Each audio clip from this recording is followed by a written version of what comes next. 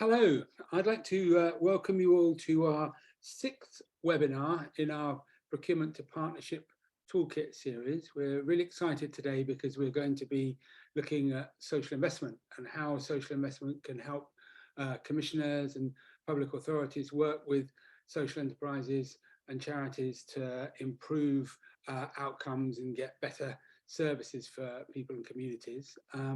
And before we get into the detail of things, I'm going to hand over to my colleague Julian Blake from Stone King, who's going to say a few words to sort of introduce why we're doing this. So over to you, Julian. Jonathan, thank you. So we're here because we're all thinking in terms of the value of public service delivery, public service improvement, public service development, and the critical importance that finance needs to play in that area. And particularly, I think we're here because that's been an idea how social investment and social finance can promote and generate improvements and developments systematically. We've been thinking about that for at least a decade, probably 2 decades. Social finance and social investment has been talked about in those terms for that long. But as the Adeboale Commission report indicated in the last couple of years, it hasn't developed the systemic nature that we might have had the ambition for. It isn't clear where the best opportunities are. There are good examples, there are good case studies, but the idea that there's a general systemic a general systemic development hasn't really emerged. That's what one of the conclusions of the Adeboale report was, that really things hadn't changed in the last decade. It was talking about the need to see social investment and finance as a purpose-driven thing, a social enterprise-driven thing. And from my observation, I'd say that that's really reflecting the idea that if you're talking about finance and investment, it starts from a commercial starting point, not necessarily a social starting point, and bringing the two together, at least, so that there's a dual focus, or a focus that's led by the mission, the purpose, is the real challenge. And that's what we haven't really developed. We haven't really developed the systemic type of social investment and social finance that can be a real driving force for social economic development. It's a specific point about that has been the idea that the patient concessionary social finance mechanisms have not developed. So the market isn't there in a mature form. It's there in places, but it's not there in a mature form. There's an issue about the lack of financial products that are specifically geared towards the approach that social enterprise development needs. That leads to the idea that there isn't as long-term a focus as there might be, there isn't as collaborative a focus as there might be. So all of these things are familiar. They're familiar issues. And perhaps just to finish, the one that we've heard most referred to among the mature social enterprises that have shown the initiative and the enterprise and the drive to develop public service in effective ways is they get so far and then they don't find that there are the resources of patient investment capital to enable them to take the next steps to develop to the next levels. And it would be very good to see those things. But as I said, there are good case studies, there are good examples of how things should work, how collaborative social finance mechanisms should operate. We just need more of them. We need them in a more systemic sense. Thank you.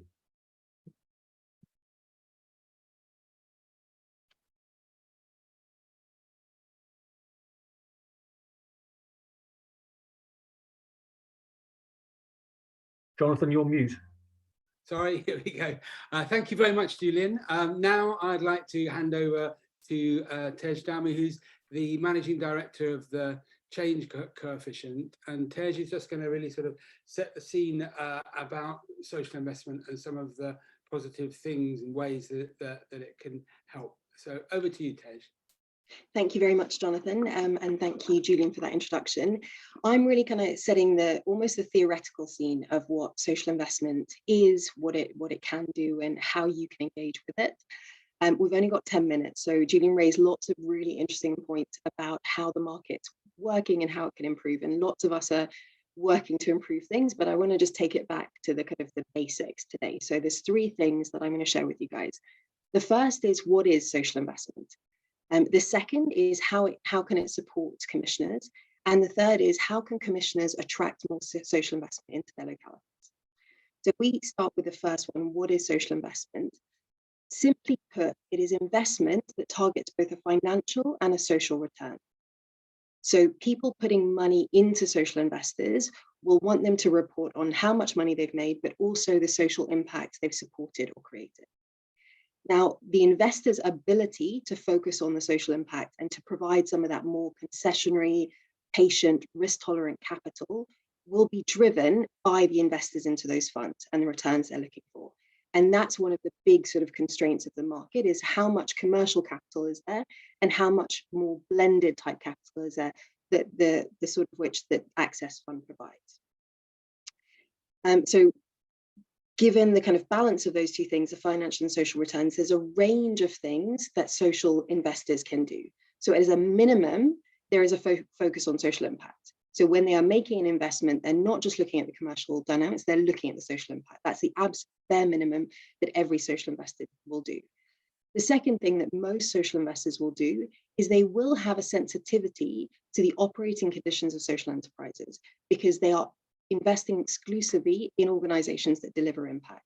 So they should have an understanding of who their customers are, how their funding works, some of the challenges they face.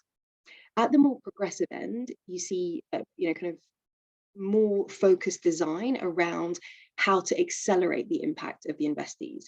So the first is thoughtfulness on the product provided by the investor to the social enterprise. So that could be patient capital, so investment that is 10 years or longer. It could be revenue share agreements where there's some risk sharing. It could be extended repayment holidays that allow the social enterprise to really kind of absorb the capital, put it to work before they have to start paying back some of that investment. And it could be things like risk sharing. So social and sustainable capital have a really good product that does risk sharing on property, that allows the enterprise to get to the upside of the property, but also to share some of the downside around voids and service contracts. So that there can often be a real thoughtfulness about the way the investment is delivered and the way the repayment schedule is profiled. The fourth thing that you can often see with social investors is higher risk tolerance. And that can be driven by an understanding of the market, but it can also be driven sometimes if they have some of that blended capital. So the Access Fund has funded a number of fund managers that are then able to be a bit more risk tolerant in their investment. And they often invest in social enterprises that haven't actually secured investment in the past. And the final thing is concessionality. So you can see some cheaper investment from social investors, but it's really important to understand that this is often risk adjusted, not absolute. So when you're looking at social investment, you might see interest rates are sort of 5-6%, and they may seem really expensive compared to traditional investment, but it's because it's going into riskier organizations. So the risk adjusted returns can be concessional in many cases. So there's a number of ways in which social investors are being creative with the pots of money they're blending, and then how that's delivered to support the long-term impact of the social enterprises they support. So that's really what social investment is. What can social investment do? How can it support commissioners? And this is a whistle-stop tour of the social investment market. So I'm sure some of you are going to write, I haven't noted various different things, and I'm sure there are things I've missed, but I'm really kind of pulling out the kind of highlights and things that I think and that we've seen have been most effective. So the first one is investment into your service providers to build capacity and improve interventions. And that is a really, really important thing, because quite often when we talk to local authorities, they really want to work more with local providers. They really want to work more with social enterprises, but they're just not seeing the level of capacity to service their needs. So investment can be really, really important to build that capacity, either the kind of physical capacity, the team capacity, but oftentimes also the intervention, the kind of, the depth of the intervention in the breadth of the intervention. So that's a really, really important way that social investment can improve service delivery and ultimately outcomes for users, which is what this is all about. The second key way that social investment can help is by building the resilience of the social enterprise. The most common way that we see that done is through asset acquisition. So lots of social enterprises moving from leasing their properties to owning them, whether that's community centres or housing for supported housing. But that makes a big impact on the kind of long-term viability of those social enterprises, which ultimately leads to better outcomes because it takes them away from that constant struggle of kind of managing cash flows in the short term and managing property leases and all those other things. The third way, and Aman is going to talk about this in her section, is SIVs, where the investment can actually reduce the risk on outcomes for the commissioner. So it just means that you are paying for the outcomes that are delivered, and there's not so much risk for the commissioner on the intervention. So they're really three of the kind of key ways that social investment can support commissioners and deliver better outcomes in communities. So how can commissioners attract social investment into their areas? And again, there's three things, because I was always told three is a nice even number and people can remember it well. The first and the most obvious way of doing it, and I know a lot of you are going to think, well, this is just impossible, but the first and best way is longer term contracts. Right, so we have seen time and time again that patient investment is the best thing to build the capacity of social enterprises. But to provide that patient investment, investors need some security around the end markets of those social enterprises. So wherever an investor can match a kind of a local authority contract and have that security, it will significantly increase the chances of pulling in investment or increasing the amount of investment that is available. I know it's super hard, but it really is time and time again, we've seen how successful that is. The second thing that can be done by local authorities, and again, we've seen this work really effectively, is using your assets to leverage an investment in partnership with social enterprises. So whether that's land transfers, whether that's property that could be redeveloped and used for supported housing, community centres, where we can sort of work together. So there's commitment from the local authority, who is the ultimate revenue provider. There is the social enterprise that has capacity to deliver. That significantly improves the chance of getting investment on board. And the third thing around that is just building relationships with progressive social investors to help you identify where there could be opportunities. So we've seen lots of really, really good social investors being creative about how they match the investment profiles to the opportunities and what that investment could do for a community. But what we need is much more dialogue about where those opportunities are, where the capacity is. And again, these are not easy things. I get that that takes time and capacity, but you will see significant yields over the longer term. So and there isn't, the pool of social investors isn't huge. So it is significantly possible to build those relationships and just have those regular conversations about opportunities and how the social investors can engage. So I think I did really well for time there. There will be questions at the end, but I hope that gives you some sense of, yes, there are challenges with the social investment market. I'm not going to sit here and say it's working perfectly, and there is a lot that can be done, but there is a lot of will to make things better.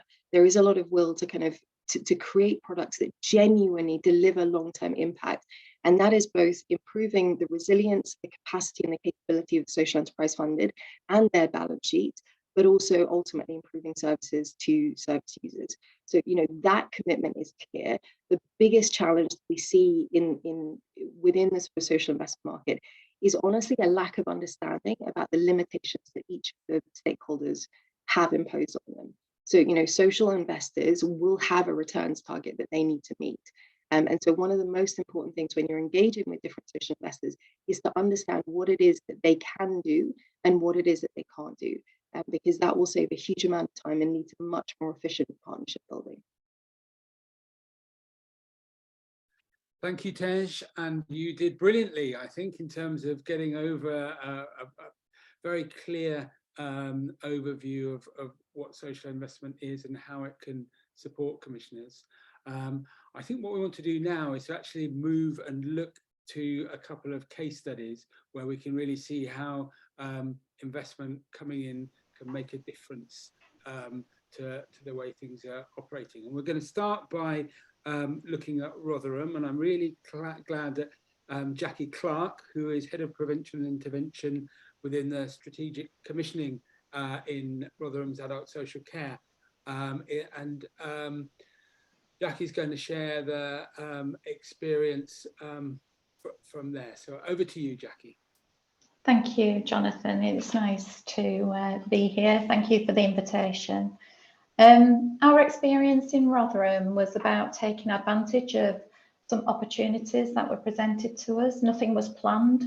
It was a conversation that I had with a provider about an opportunity, and it was something that I took interest in and took that forward. So this was about us, creating some diversity in the care and support market, utilising social investment. So next slide, please. Thank you. So just a bit about Rotherham. We're about 110 square miles. That's about 30 miles from end to end. And 70% of our borough is open countryside, a population of about 265,000 people. But like everywhere, we've got an ageing population. But 22% of our population live in the most deprived areas, the 10% most deprived areas in England. And life expectancy doesn't compare well with the England average. And in our most deprived areas, there's quite a stark difference in life expectancy. Household incomes are lower in the Yorkshire and Humber region in comparison. And in 2018, private sector rented sector accounts for 16% of Rotherham households, which is below the national average. So there's definitely a demand for housing. And in 2021, the council owned and managed about 20,000 council properties, but that is a decreasing picture based on the right to buy. So next slide, please. So just to build on that point about the sufficient land resources that the council doesn't have to develop specialist housing. This was a quotation in the 2022 market position statement. And really that, sets the scene. So we've got little land to build on, some really big issues, and I'll come on to the issues of the mental health in our borough in the next slide. Next slide, please. So in terms of people living with mental ill health in our borough, we've got a growing demand, growing numbers of people aged 18 to 64. By 2032, we're expecting 25,590 people who are diagnosed with a mental health issue. The estimated prevalence of common mental health disorders for Rotherham in 2017 was estimated to be higher than that for Yorkshire and Humber and England, and for those aged 16 and over, and for those aged 65 and over. And the suicide rate in Rotherham, unfortunately, is high as well. We don't compare well to England or the region. And premature mortality in adults with severe mental illness is higher compared to England and Yorkshire and Humber. And it's quite a depressing picture, but there is a need to look at provision for these people. And so in 2021, we undertook a review of service provision. So in the next slide, we'll just go through some figures. And where it says 325 people, there are now 383 people who we support as a council, who are eligible under the Care Act 2014 for support. But what we've done is undertaken a review of service provision and identified that there were quite a high reliance on specialised residential care and a reliance on non-specialised provision, including home care. So in terms of capabilities of services, the capacity was, a problem, but also the capabilities to support people with severe mental illness is lacking. And the models were not up to standards. So in terms of mental health recovery framework, the providers that were operating in our area weren't aligned to those principles. And people access supported living options outside the borough. So we haven't got ample supported living provision. It's mainly residential care or provision that's not got capability. So in July 2022, there were an estimated 20 people awaiting accommodation-based solutions. That had increased to 30 people by December. So I'm trying to build a picture of high dependency on outdated models here. So our strategic commissioning review in the next slide. In summary, we had limited market shaping activity that had been undertaken, reliance on services that lacked the mental health recovery approach, and lack of preventative approaches. So we were moving to a strengths-based approaches, but the service provision was way behind. We had an issue with competitive pricing being absent. So we had a couple of providers in the borough who were pushing residential care models and planning to develop even more of that. And despite strategic commissioners explaining that wasn't what they needed, and we were looking to move away from traditional models based on dependency and lack of choice, they were pursuing those traditional models. So it was very market-led, and the dominance really nullified competition, and we had no cost-effective alternatives that could disrupt the present situation. And where services were in place that for housing related support, for example, services were congested. So people were living in services long term as well. So people in residential care were living there for up to 20 plus years. So this is people who probably lived all their working life in residential care. So next slide, please. I'll get on to the more optimistic bit now. So in terms of supported living opportunities, myself, I had a provider called Making Space. The Making Space deliver our dementia cafes, so our memory service, really good service, and we were having quite a good discussion about that particular contract.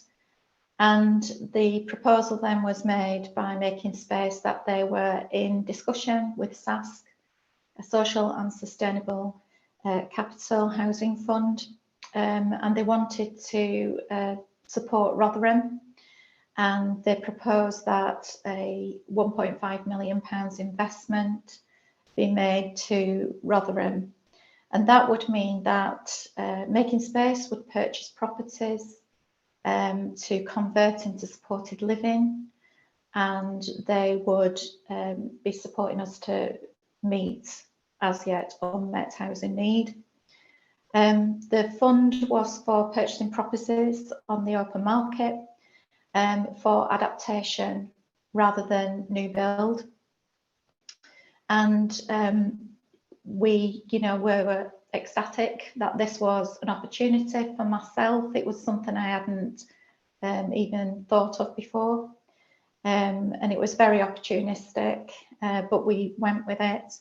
And we spoke to our finance team. There were some concerns about the funding model, but we spoke to SASC, who were very open, shared all their documentation, which our finance team reviewed. Our Section 151 officer was interested, but we were satisfied that there were no risk to the council.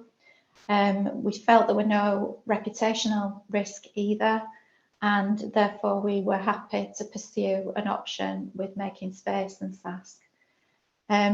So it was, the risk was really with Making Space, and this helped us to really start to fill the gap.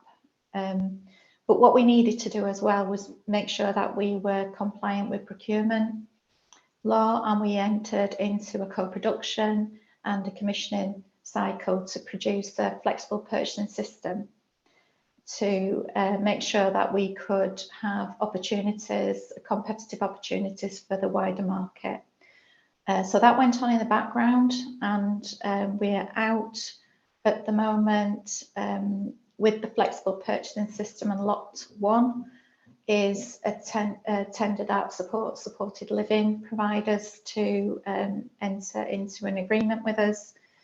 The tender commenced in January, is near completion. But obviously there's a lot of work to do when you're talking about property development. So we went into an arrangement with Making Space and made a direct award so that we could accommodate the people who had housing need coming through and have a more of an immediate response. So in terms of our procurement opportunities, we were dealing with that.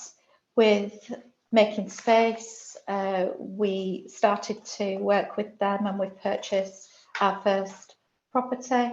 So on the next slide, just to bring us up to date there. The first property was purchased by Making Space in November 2022. We are working with their design team, our occupational therapists, to adapt the property. We have got opportunity for up to 9 units of accommodation through Making Space with the 1.5 million investment. And we are working with our brokerage support team to cohort map with people who've got the need for supported living accommodation and who have a primary need of mental ill health on our care management system, so they're eligible under the Care Act. Just recently though, we've had a change of plan. So Making Space informed us that the restrictions, and this is where the limitations with social investors probably, came to light. So there was an 18-month time frame to expend the loan. So they had to buy properties within an 18-month time frame. And bearing in mind, this started around the beginning of COVID, so we're talking 2020. There was a change of heart, and Making Space didn't want to pursue then SASC. However, they offered the alternative, which was their own social investment utilised from their own reserves. So we've still got the 1.5 million, our plan is still going ahead. And what they did was really open up the possibility of acquiring land and building with the fund that they've reserved. So we've got more opportunities to have a range of design in terms of supported living, so core and cluster, etc. So we're still ploughing ahead. And in terms of our ongoing progress in the future, if you wouldn't mind putting up the next slide, please. We're working with private developers as well. I've got to say though that the social investor opportunity is probably preferable for the local authority. We've got one other direct award who's developing 8 units and everything's going well there. And they're converting an existing office building.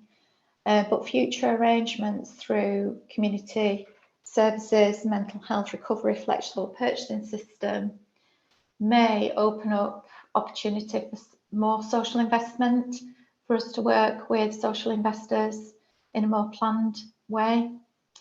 So, that's what wishes really to go forward. The council only contracts with the care and support provider. So if we just come on to the next slide. So it is the care and support provider who will be appointed to our flexible purchasing system. So what we're expecting is the care and support providers will engage with registered housing providers and social investors, private landlords, to start to build up the accommodation. And you know, the council will appoint the care provider to the flexible purchasing system. What that means to a commissioner is that if there are any quality issues, the care and support provider can be replaced, and our arrangement with the care and support provider will require them to be able to change their arrangement with the registered housing provider should we need to do that. And what that means is the people who are living in the tenancies will be able to keep their tenancy. You know, for these are short hold tenancies, so as people are recovering and managing their serious mental illness, they are supported to live in the community, so the short term. So we're talking about 2 to 3 years. But it gives us that comfort that if we have an issue with the care and support provision and they don't meet the outcomes, you know, we can actually replace them from another provider who's appointed to the flexible purchasing system who meets our standard. So that's a whistle-stop tour through our experience. So thank you. And I think, is the questions at the end, Jonathan? Yes, thank you so much, Jacqui. Yeah, we'll have, if people have got questions that they'd like to ask Jacqui about the experience in Rotherham, make a note of them and keep them, and or put them into the questions, but we'll be answering those as part of the panel session towards the end of the webinar. So very interesting experience from Rotherham, and I know that there have been another, going back to Tej's point about the strengthening providers. When we did our E3M Alchemy event in Rotherham, the local organisation that provides support to people suffering from domestic abuse was able to buy its own building and therefore become a much stronger partner for the council in Rotherham. So we can see a number of different ways that social investment can make a difference. I'd like to move over now to a different model linked to outcomes based commissioning, and I'd like to introduce Emma Hanley, who's a Senior Contracting and Procurement Manager at Kirklees Council. So over to you, Emma. Hiya, thank you, Jonathan. Do you want to move on to the next slide? I'll just warn you now, I've put more slides in than I'm going to talk through, so just in case people wanted some additional information. So we remodeled previous supporting people programme services. So previously we had about 15 different contracts delivering floating support services, all to very specific client groups. Outcomes were recorded at the point of departure, but budgets were reducing, demand was increasing, and we kind of had people sort of bouncing around the system, if you like. There was almost a bit of a revolving door going in and out of some services. So we were addressing the people's presenting needs, but their underlying needs. So that's kind of what we wanted to change. Next slide, please.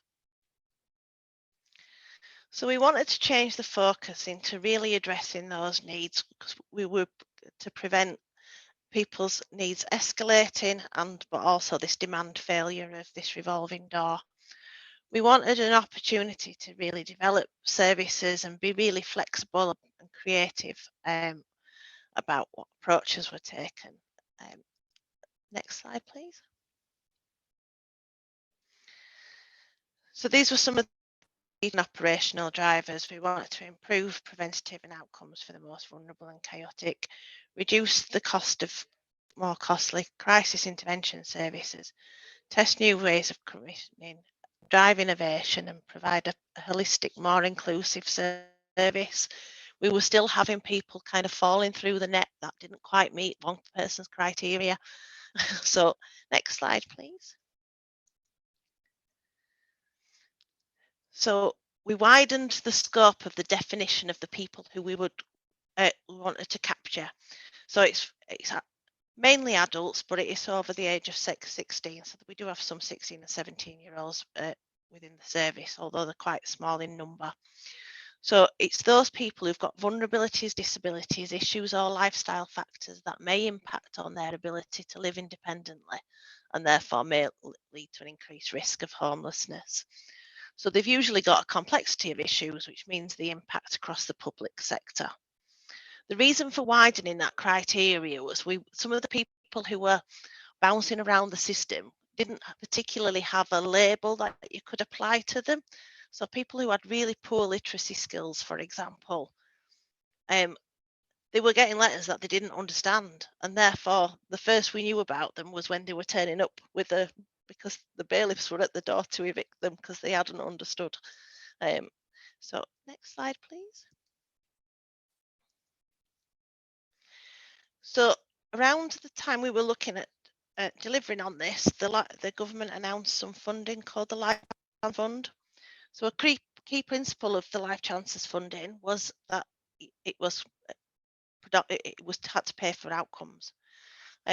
So we applied for that and we were successful. So government give us a contribution back of all the outcomes that we pay out.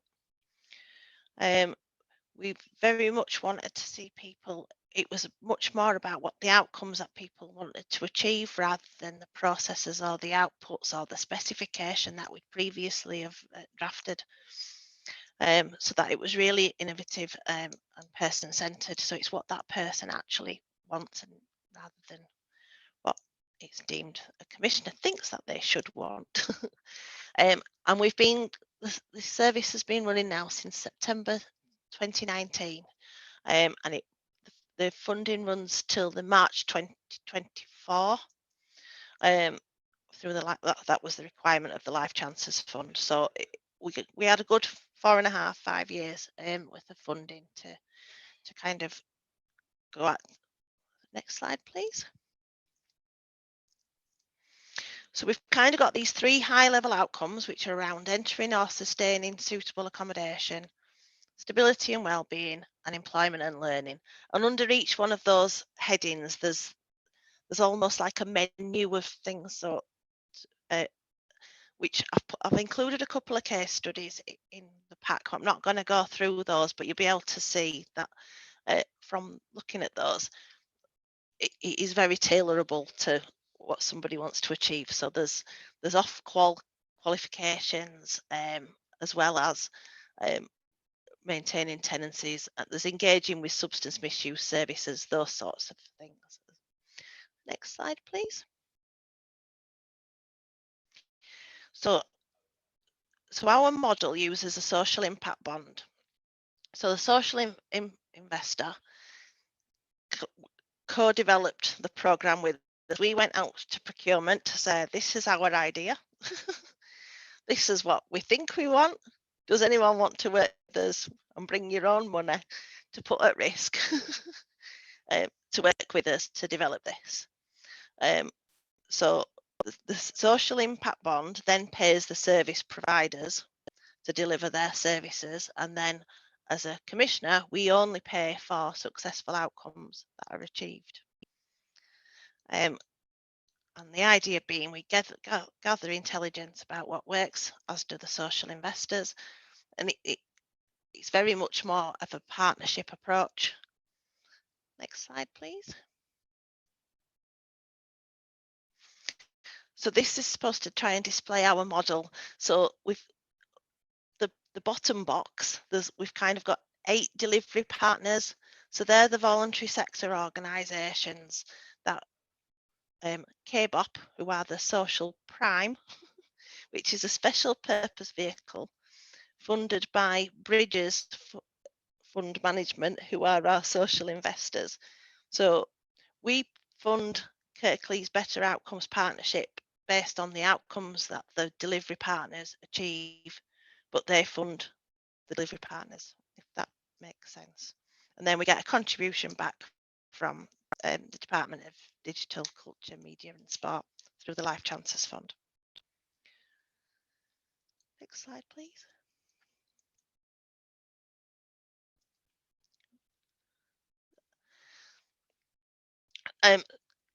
So what we found, what we found within the services is that they've now created a centralised referral process, standardised all their assessments, which removes that duplication of people having to tell their story multiple times. People are matched to the most appropriate service to meet their needs, whereas I don't think that was always happening previously. We're moving people, the beneficiaries are really achieving their ambitions, and the conversation is very, very different. It's much more asset based about what they want to achieve, how they want to achieve it, and how the support that they receive would work best for them.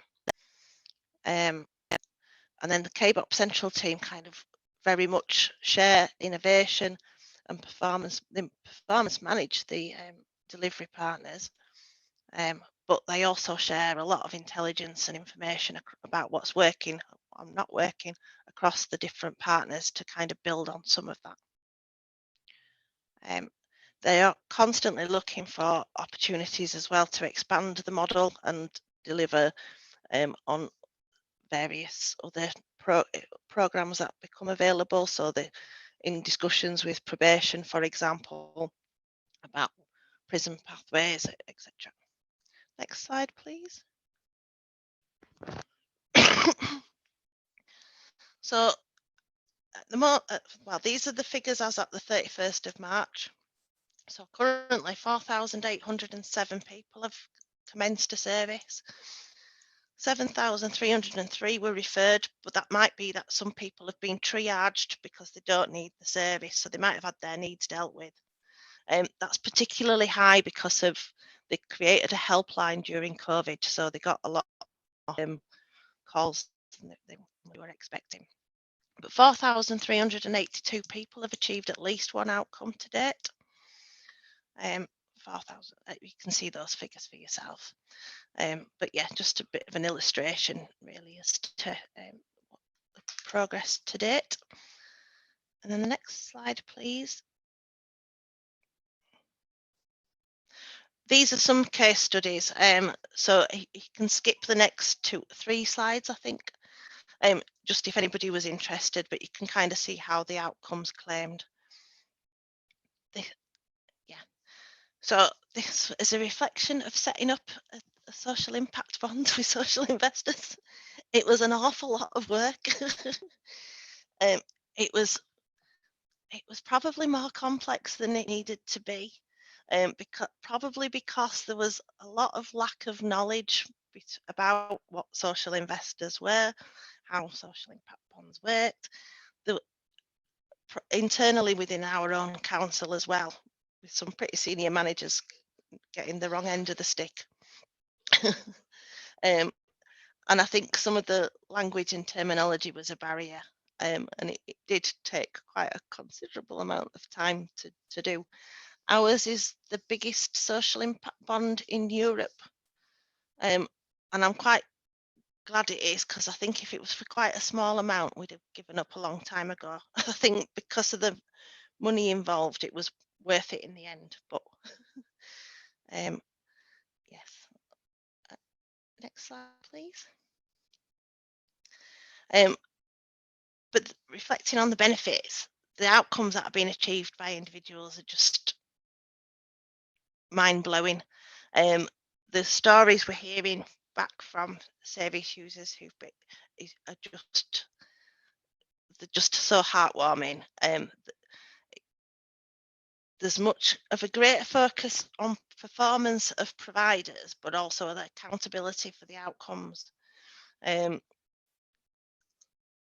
there's so much innovation and creativity. So they've got a personalisation fund, so anybody can apply for it if there's something that might help them achieve their outcomes. And so we're getting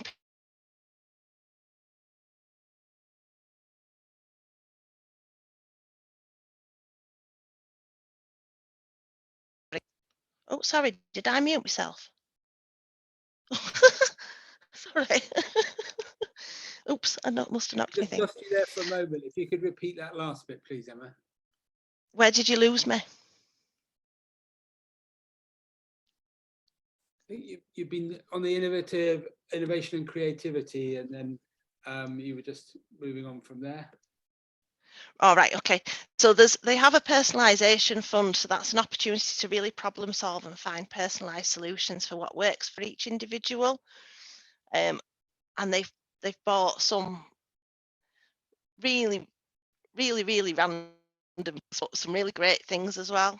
So, for example, and that's why we like it, in that it's not about get a job, any job, like some of the payment by results programs have been. They're trying to find those solutions to make sure that getting a job is the right thing for that person at that time, and that they can get to work, for example. So there was somebody who lives, parts of Kirklees can be quite rural, and the bus, and so somebody had been successful in applying for a job, but actually couldn't get there for the time that their shift started. They worked with the individual to try and find a solution, and in the end bought him an e-bike, which meant he could get to work. So yeah, next slide, please.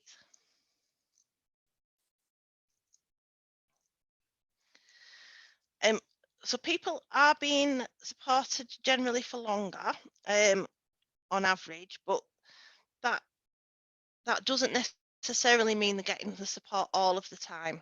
But that re-referral rates are much lower now, at only 10%, whereas previously they were about 30%. So we have kind of not fully stopped that revolving door, but certainly minimised that revolving door. More people are being supported than were previously being supported because of the improved systems, and people are achieving much more outcomes than previously. Next slide, please.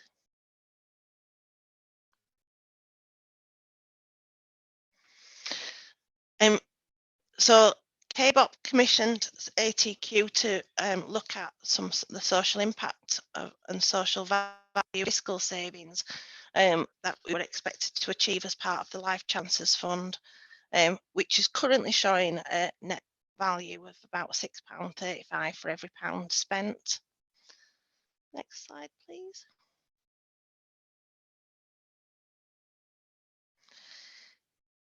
Yeah, so we've worked with partners and stakeholders and other commissioners to kind of look at share the learning, evidence that social impact and look at developing joint commissioning arrangements. One of the benefits of an outcome-based contract is the outcomes can be flexed and to what each commissioning party needs. Next slide, please. I think I'm on the last one. I'm conscious of time, sorry. Yeah, and that's so at the moment we're planning kind of how we commission going forward, but as the contract comes to an end next year, and looking at those joint commissioning solutions from other outcomes payers. And that's me, unless anyone's got any questions.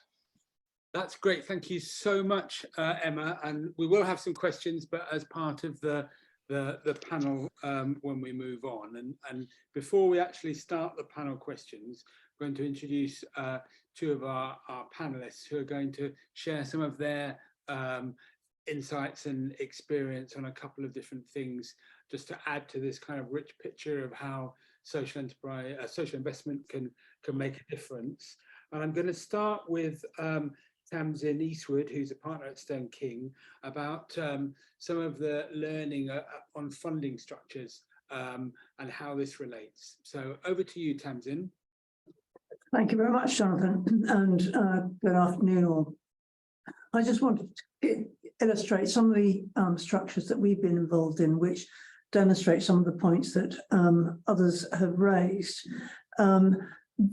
They involve a number of different entities coming together to collaborate, particularly in the development of or refurbishment of sites for a community project, often ultimately to provide housing and support services to vulnerable people.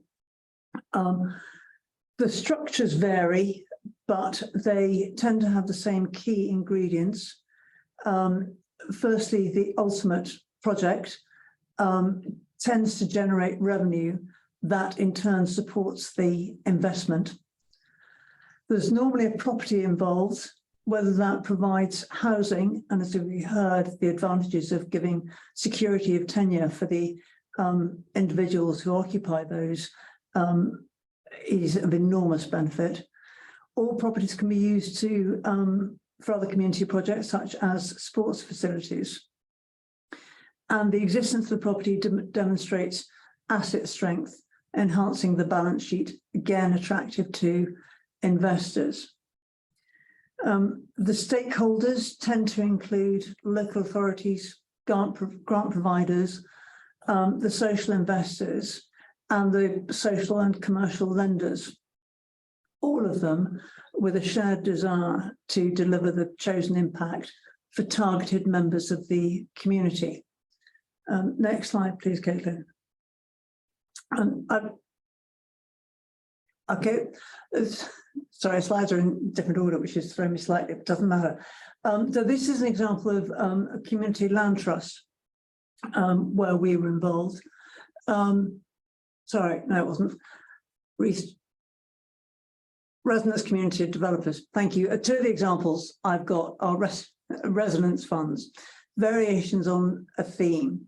The supported home funds, the object was to provide specialised and affordable long-term housing for individuals with learning disabilities and autism. The social investors were varied. They included, in this instance, Big Society Capital, Cadbury's Trust, the Oxford Council. Investing in a fund managed by residents, which acquired specifically for the purpose properties, which were then refurbished to the required standard. So that was where the capital outlay came from. They were then leased to the specialist housing partners, in this case, the Specialist United Response and Reside with Progress. And they did, as they always do, work with local service providers and local authorities to ensure that specialist services are provided to those individuals to whom who come to live in their houses. Next slide, please. Another resonance fund is a variation of a theme. The object here was to help support and fund local community development projects, which varied in nature. Some were affordable housing, some are sports and leisure facilities or renewable energy. Again, the investors such as BSC and Access, coupled in this instance with grant funders, contributed to the fund, and the fund then makes smaller investments in the local community projects, and that can be debt or equity. Next slide, please. Can we go back? Sorry, can we go back to the community land trusts? Back one. It was there to begin with. Doesn't matter. Community land trusts are community projects. And for example, we were involved in several where the idea is to develop a site for a mixture of affordable housing and community space. Often the site is owned by a council or a charity, which essentially gifts the site to the Community Land Trust on condition that it is developed only for the desired purpose. The Community Land Trust then has the financial risk of developing it, and funding can come from a variety of sources. It could be grants, donations, and the balance often from a development loan facility, which is then converted into a long-term loan, refinanced by the by the rental stream from the affordable housing. Really the purpose I wanted to demonstrate with these different structures is that there are different ways to fund and develop local projects, especially where there is ultimately some revenue generation which supports the original investment. But I'd like to emphasize that structure follows. So the important thing is to focus first on the objective and the respective contributions from the different stakeholders, as those will govern the structure rather than the other way around. That's all from me. Back to you, Jonathan. Thank you, Tamsin. That's very interesting to see how the kind of different bits of things fit together, from where the money's coming from and the steps that you can go through to where it's needed. I'd like to kind of introduce now Aman Johal, who is an investment director at Big Society Capital. He's going to talk a little bit about outcomes, contracts and social investment, and they've kind of had some very interesting research about a lot of things that have been done to date. So over to you, Aman. Hi, thanks, Jonathan. Can everyone hear me okay? Yeah, great. Actually, I'm not going to use the slides. Can we stop sharing the slides? Because I think, conscious of time, and they're going to be shared around afterwards. Thank you. So I'm just going to do a quick overview. So as Jonathan mentioned, I work at Big Society Capital. So we were set up over 10 years ago to grow the social investment market in the UK. And we do that through two ways. The main is that we are an investor. So we are a wholesale investor. We invest into funds such as just those that were just spoken about, and into intermediaries that then invest into projects and enterprises to create impact in the UK. And the second way we do it is to be a market builder. So we convene key stakeholders across all different areas, including other investors, government, social sector, etc., to try and create opportunities and momentum where we feel that investment can really play a huge role to support that impact. The social investment market in the UK has actually grown over nearly tenfold over the last 10 years to now be worth nearly £8 billion in the UK. So notwithstanding some of the salient issues that Julian spoke about at the beginning of this call that we are definitely thinking about all the time, the social investment market has really grown over the last 10 years. And where we see that it can add real value are in four key areas. The first is social lending, which is about how do we support charities and social enterprises to be better funded, which Tej went through in really comprehensive detail earlier. The second is venture. So in terms of how do we make sure that the billions of pounds that are going into tech companies are actually being channeled towards impact. The third is around social property, which is some of what was mentioned. And then the fourth is social outcomes, which is the social impact bond model that Emma spoke about in a much more compelling and interesting way that I'm going to, because she's spoken very much detail about a specific project in Kirklees, which we think is fantastic. So I was just going to talk a little bit about the outcomes model. We call it now social outcomes contract. That's to reflect the evolution over the last 10 years of the tool and what it can bring and what we're learning. But I'm just going to highlight just a couple of things at systems level in terms of some of the research that we've done and why investors are involved in this space, because Emma really gave such a great picture in terms of what this is and what it can achieve in detail. So over the last decade, the UK has actually established itself as the global leader in this model. It is an innovative model. I think people sometimes forget that because we talk about it quite a lot, but it is only 10 years old, and as an investment proposition, that's still quite new. But the UK did the first ever of these types of projects, and since then there have been 90 of these working all across different policy areas in the UK, from health to homelessness to education and employment to children on the edge of care. And so now lots of countries around the world are actually emulating the approach, and there are a huge number of projects that are going on externally. In the UK, over 180 commissioners have been involved in these projects to date. Those are mostly from local authorities. And those have enabled over 220 social sector organisations to deliver these public services to benefit over 55,000 people to date. A third of those 90 projects are still live, so we would expect that number of people to keep growing as the coming months and years proceed. So we also commissioned ATQ to do an analysis of what public value has been created by these types of contracts over the last 10 years. Because of course, although it is new, there is 10 years. And so actually we wanted to see what is the true value, and are these working, and what can they achieve?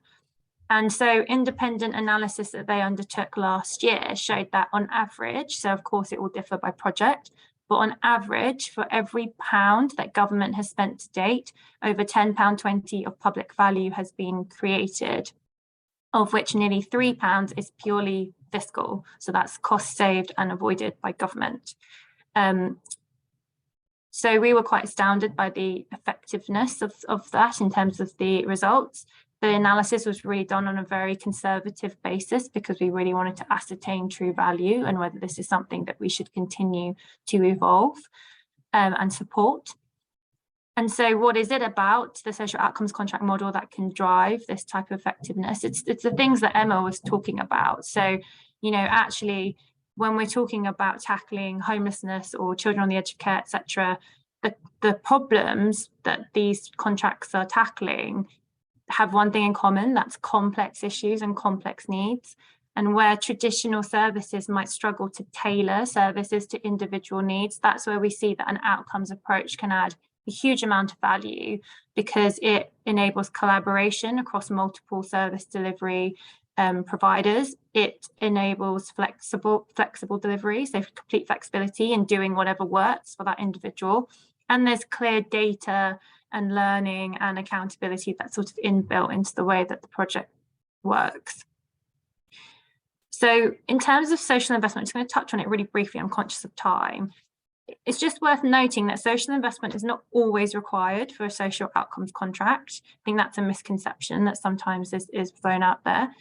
It is utilised where it's needed according to the needs of the delivery partners, because by shifting payment to outcomes, you inevitably create a funding gap for upfront delivery. So this is where the social investment comes in, providing that upfront working capital whilst also bearing the risk for any underperformance that might occur in that type of contract. Who are these investors? I think it's really important to understand who they are. So we're one, but these are socially motivated investors. In the social outcomes contract market, they're hugely varied. So they include everyone from local authority pension funds to trusts and foundations to international institutions who are really interested in the learning from the UK. And so just to sort of bring back a comment that I think Tej made earlier, that these are all different types of investors who are really interested in this as a model, because it's so clear the impact that it creates, and because it's so measured, they can very clearly articulate what impact their money is making, whilst also enabling a small return, which is not commercial rate for them, but satisfies the fiscal duties that they will have. So for instance, local authority pension funds, that's people's pension money, they require a return, but they want to be doing something more social with that money, and this really fits the bill. However, the outcomes contract model is still very small in terms of the total social investment market in the UK. It's about 1% of that value that I spoke about earlier, so really small. And what we're working on at the moment is how we grow this potential market. The truth is that to date, it has been enabled by central government, which has, sort of put out these outcome funding to pay for outcomes and enabled local authorities to do that in terms of by providing a co-payment. We don't know where the next one of those is going to come from. And the reason that that's so hard is because of I don't need to tell you all, but the structural barriers in terms of how some of the spending rules are created in terms of short-term budgets and annualized certainty of spend, etc. So we are seeing pockets where local authorities are doing analysis of value that's been created, like Emma spoke about, in terms of the projects to date, and can see their value and therefore are able to make the case locally. But we're also trying to create more momentum within central government. I'm going to stop there because I'm really conscious of time.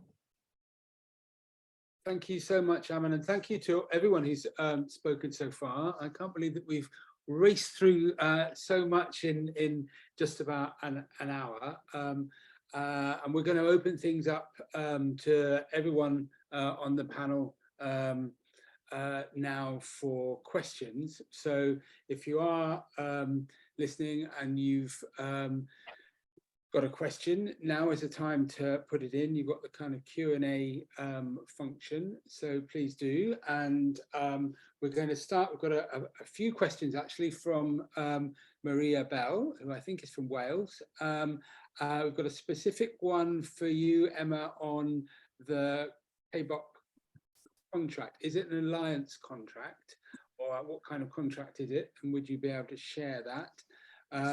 And then some examples of social investment in care homes. And are there any, does anybody know of any social investment or outcomes contracts in Wales? So that's to kick us off. It's not an alliance contract as an alliance, as I understand an alliance contract. It is a social outcomes contract, and we basically used a template. There's something called there's the Go Lab, who are the government outcomes lab based at Oxford University, and they've got a whole load of information on their website. We used their template of a contract. I can certainly send you that. If there is any social investment outcomes contracts in Wales, they'll be on their database too. Because I'm not aware of any. And I think there is a social investment in a care home service somewhere, but I can't think for the life of me where it is. I think it's about learning disability care homes. I feel like I've been in a presentation with somebody. I don't know if anybody else has got any answers to that on the care home side of things. If you have, shout out. So Maria, Bridges Fund Management have in the past invested in care homes. I don't know whether they're in their current portfolio. Care home services and care generally is a big area of interest for a lot of commissioners, and around how they can use investment to support the sector. Because what we see is that, and this is touching on the point that Julian made at the beginning, the kind of asset locked social mission entities that have this kind of focus on social purpose, they are limited in the kinds of capital that they can take on. So they can't take on equity investment, or they can only take it on in a very, very limited way. And the thing that we struggle at the sort of top end of the market, the larger organizations that can't take on that kind of risk capital, is it's just really hard to get the sort of subordinated debt or the equity that makes their balance sheets attractive enough for large investment.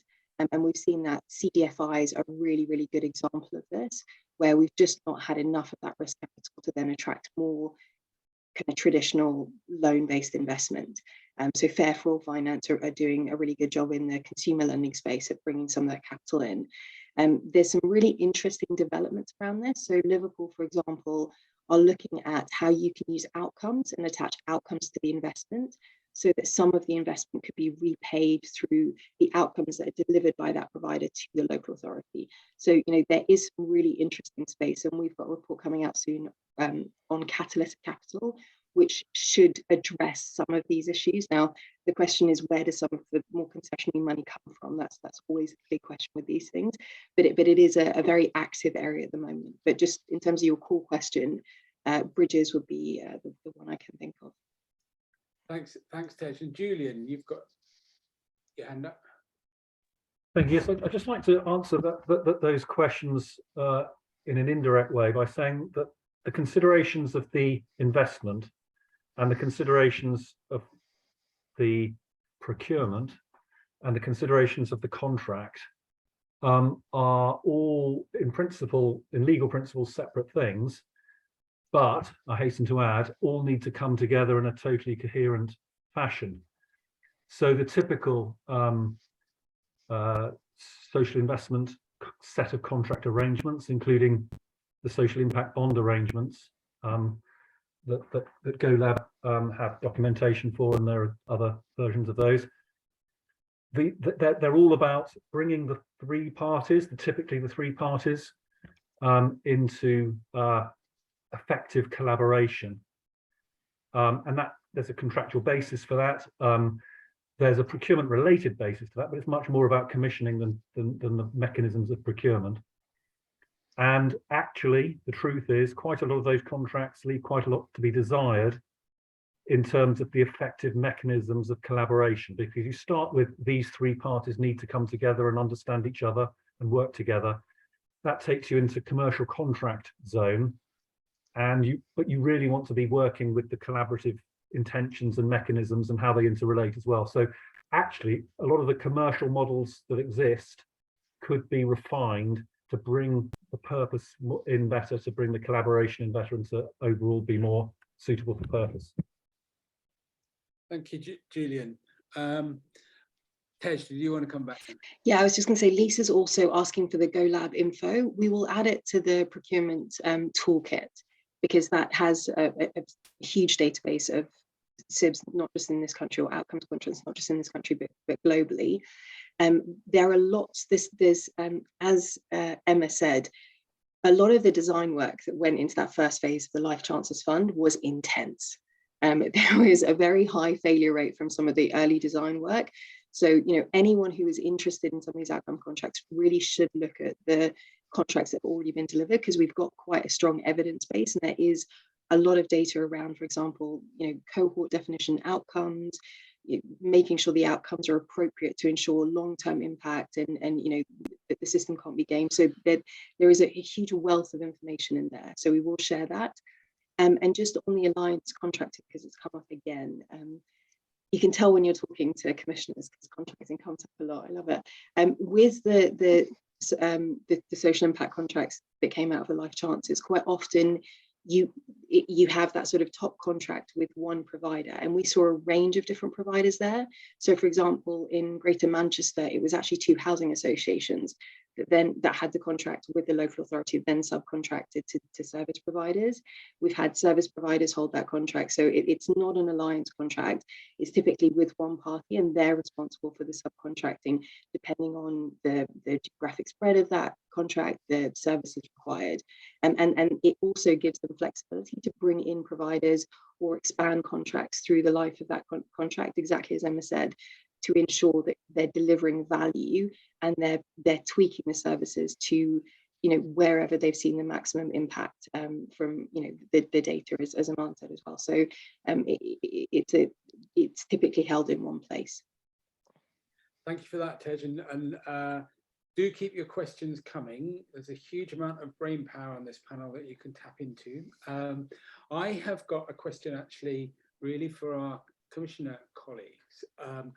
I think there's still, and partly why we're doing this webinar, is that there's still a lot of lack of understanding about what social investment really is. What does it mean, and how can it help in these different ways? And I think Tej articulated that really well at the beginning, and we've seen some great examples.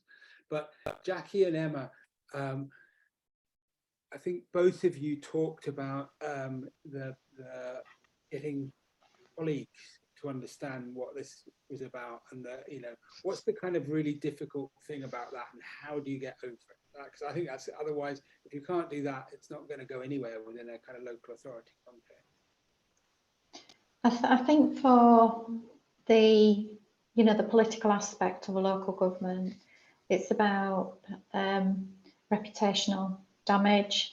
But it was obvious that, the social and sustainable capital documentation, they were very open, we met with them. And then I had to share that with the finance team, and everything was reviewed. They were looking for issues in it, and then they had to support the Section 151 officer to make sure that everything was above board. So there was a lot of suspicion about it. And I'm not sure why that is. I think commissioners, I would want to work with more social capital investors, but it's just not common.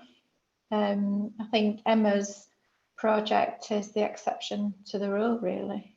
And when it started to emerge, SIBs. So I was, part of the Life Chances Fund, and my project was around focusing on older people.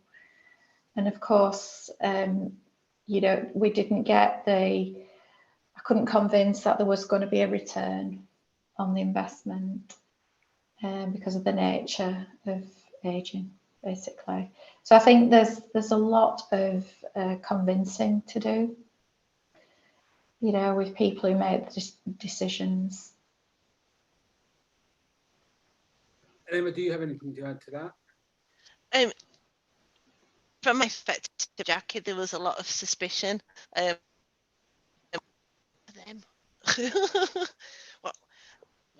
And actually, should they be making a return on investment, and are they profiteering, and are they going to rip people off? And some of the payment by results contracts that have gone before probably haven't helped some of that either. But the most weird and wonderful one was right at the final moment when we're supposed to be getting it all signed off. And I've been talking with the leadership management team, which was a combination of the kind of cabinet members and directors. All of a sudden, somebody got it in their heads that it might be funded by a tobacco company, and it could be a front for. So I then had to go away to get a load of information to prove there was no tobacco companies anywhere hiding anywhere near any of the investors. No, I mean that's that. Obviously it's a very clear field where, from a political point of view and an ethical point of view, people are going to be scrutinizing things, and that's where the kind of transparency and the clarity about where the kind of offer is coming from is really important. There was another point that got raised by you, Emma, in terms of it's a good job it wasn't smaller, because this really needs to work at scale. If you could just remind us of how big the scale is of what you're doing, and then I suppose it would be good to hear from the other panelists about, are there different types of social investment for different scales? Because we've heard about a number of different examples, and I think it might be just helpful to kind of drill down on that a little bit. Yes, so in total, over the life of our programme, it's worth about £21 million, which will bring in the social impact bond originally was about £6 million. So that's, yeah. We've remodelled approximately £3.4 million of expenditure a year, just over, to do this. And I think that's probably that is one of the reasons why councils have struggled with this, especially when we're getting a settlement year on year, because we had to commit to a 5-year programme, but without necessarily having that budget commitment. And it doesn't, how the social investment works isn't how local authority finance generally works. So that was definitely an issue that we had to overcome. Julian. Yeah, so I'd like to make 2 points about scale. The first is I've been close to quite a lot of projects where the scale of the ambition hasn't been extensive enough, you might say.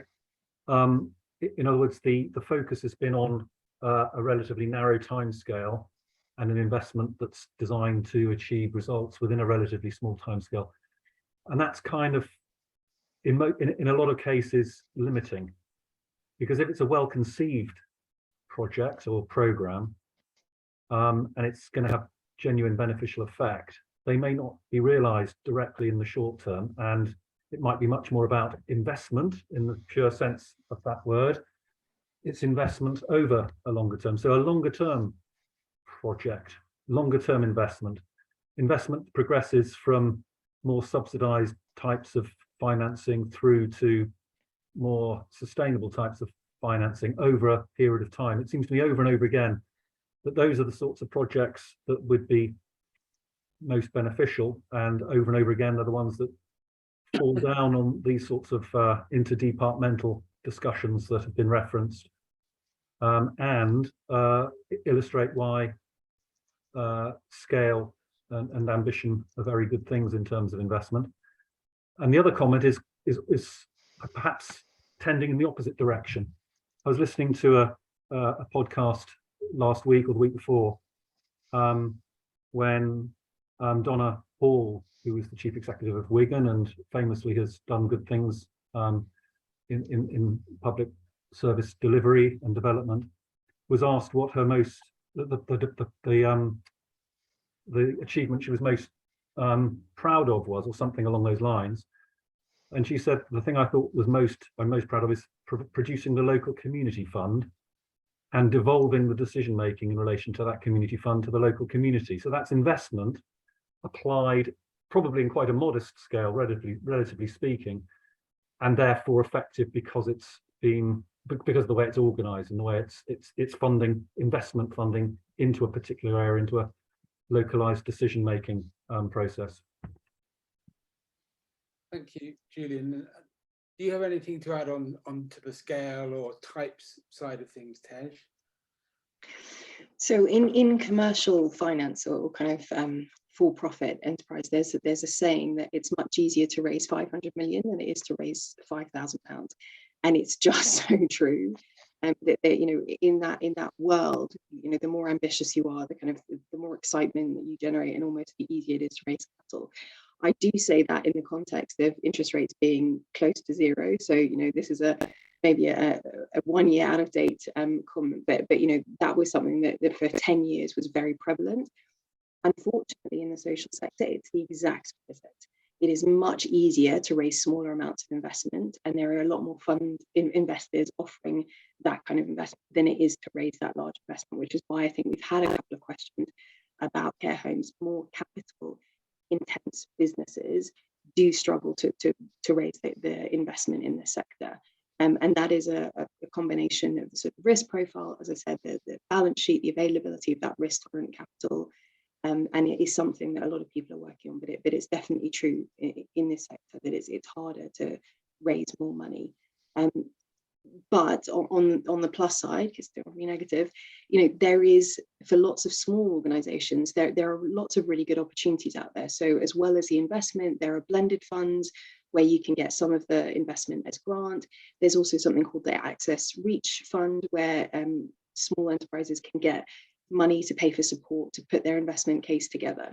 So there are a lot of good resources. There's a website called the Good Finance website that articulates a lot of these resources. So the more we can share these with sort of communities and enterprises, the better, because one of the things that we find when we sort of talk about social investment is it's just not a world that's known by a lot of smaller enterprises. They just don't know that those opportunities are there for them.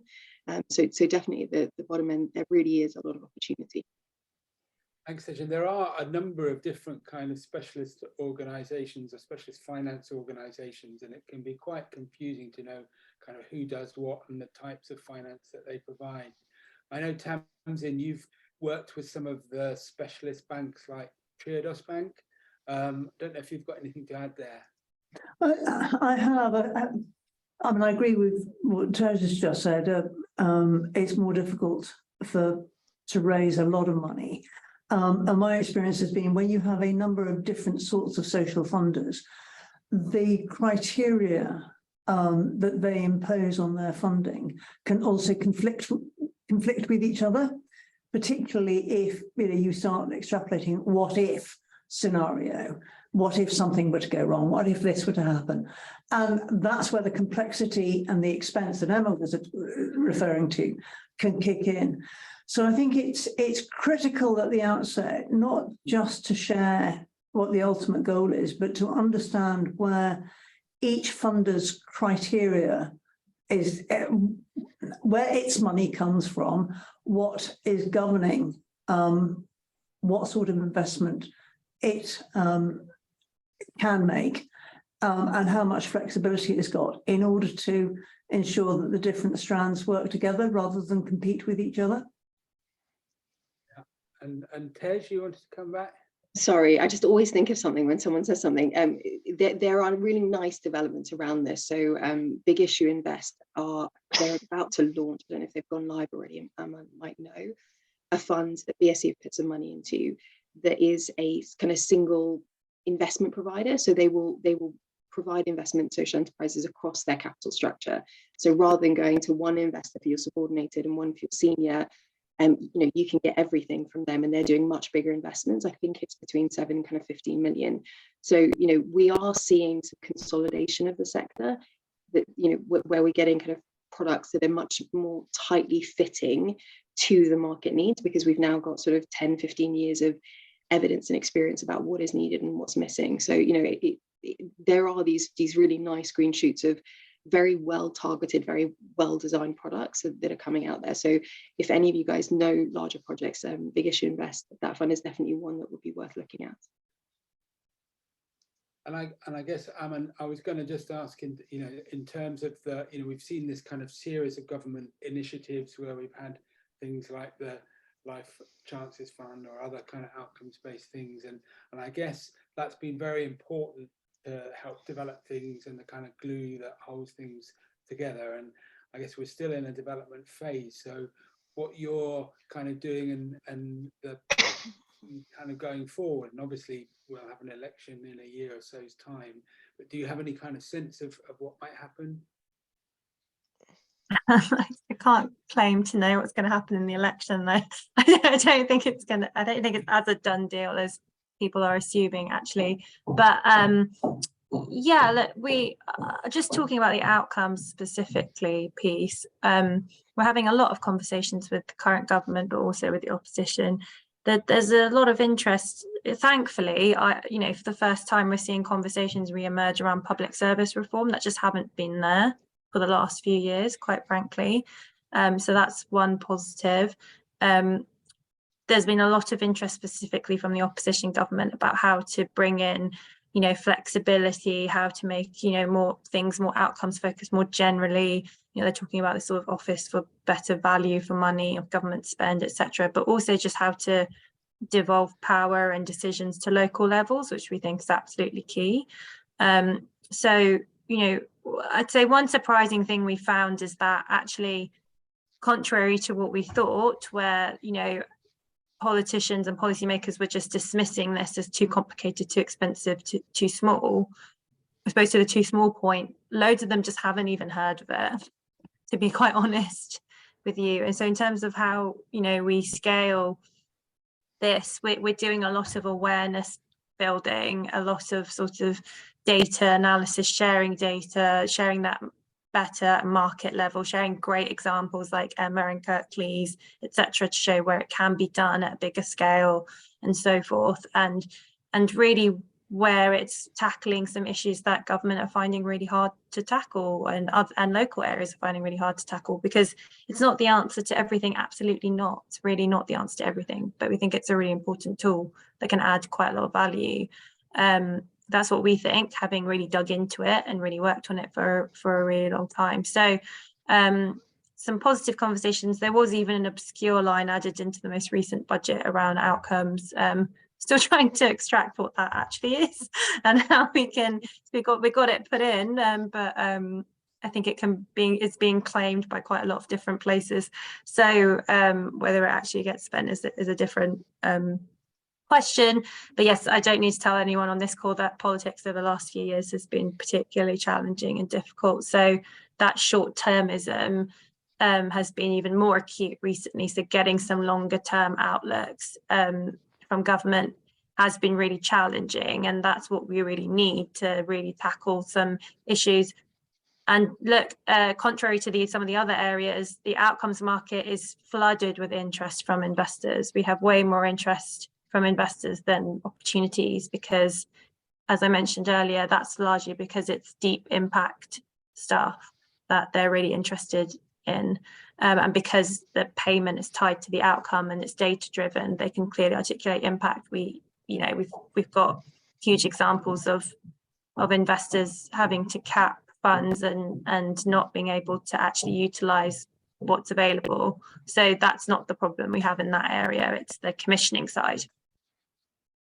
Well, thank you for that, and thank you to everybody. We're actually at time now. It's 4:30, so it's left to me to kind of say huge thank you to all of our panelists, to Tej, to Jacqui, to Emma, Tamsin, to Julian, and to Aman. I think we've had a very rich discussion.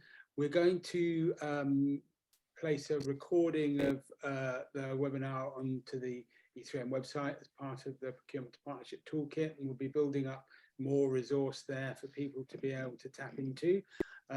We're actually going to be publishing a book quite soon on the social enterprise difference in public services, and we'll be sharing more about that in June. And later this week, we're also going to be launching our seminar about partnerships for impact, which will explore partnerships between social enterprises and corporates, between social enterprises in the public sector and with social investors, and looking at the difference in place. So do look out for that and join us in person if you can. It's been great to have everybody here today, and thank you all for taking part, and see you again soon. Bye-bye. Thank you. Thank you.